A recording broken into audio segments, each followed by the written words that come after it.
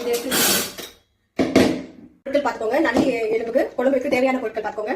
நல்லி எலும்பு க்ளீன் பண்ணுறது இந்த மாதிரி ஃப்ளஷோட எடுத்துக்கோங்க. நல்லா கழுவிட்டு மஞ்சள் பொடி உப்பு எல்லாம் போட்டு நல்லா கழுவி சுத்தம் பண்ணி வச்சிருக்கேன். அது ஒரு ஆக்கேஜ். இது அதுக்கு 2 size onion big size, tomato சின்ன தக்காளி சின்ன சைஸ், கருவேப்பிலை, ginger garlic paste, garam masala, Everest chilli powder, நம்ம வீட்டு மிளகாத்தூள் அதை எடுத்து வச்சுக்க. நான் தேவையான அப்புறமா போட்டு காமிக்கிறேன் உங்களுக்கு. சோம்பு, லவங்கம், பிரிஞ்சி இலை, பட்டை, உப்பு, எண்ணெய், இவ்வளவுதான். இப்போ வாங்க வேக வைக்கிறதுக்கு.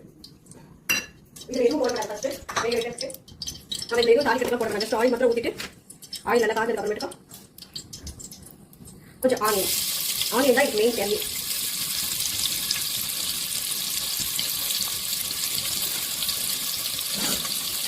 நல்லா கொஞ்சம் வதக்கலாம். இது மீது தேவையான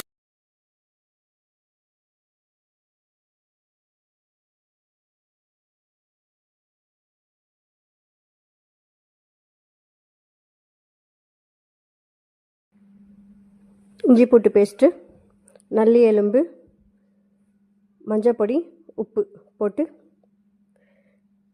தேவையான அளவு தண்ணி ஊற்றி ஒரு 10 விசில் வர வரைக்கும் வேக விடுங்க. அவ்வளோதான்.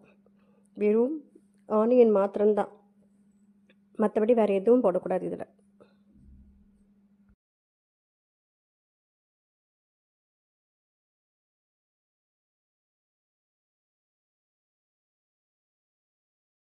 மஞ்சள் பொடி, கரம் மசாலா ஒரு ஸ்பூனு, பிரிஞ்சி இலை, பட்டை, கிராம்பு, லவங்கம், ஏலக்காய், சின்ன வெங்காயம் கொஞ்சம், அது பெரிய வெங்காயம் கொஞ்சம் எல்லாத்தையும் போட்டு நல்லா வதக்குங்க லைட்டாக.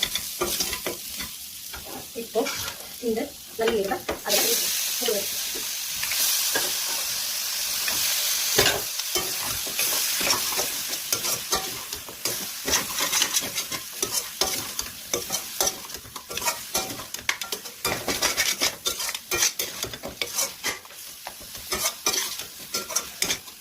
கொஞ்சம் உடனே அப்புறமேட்டும்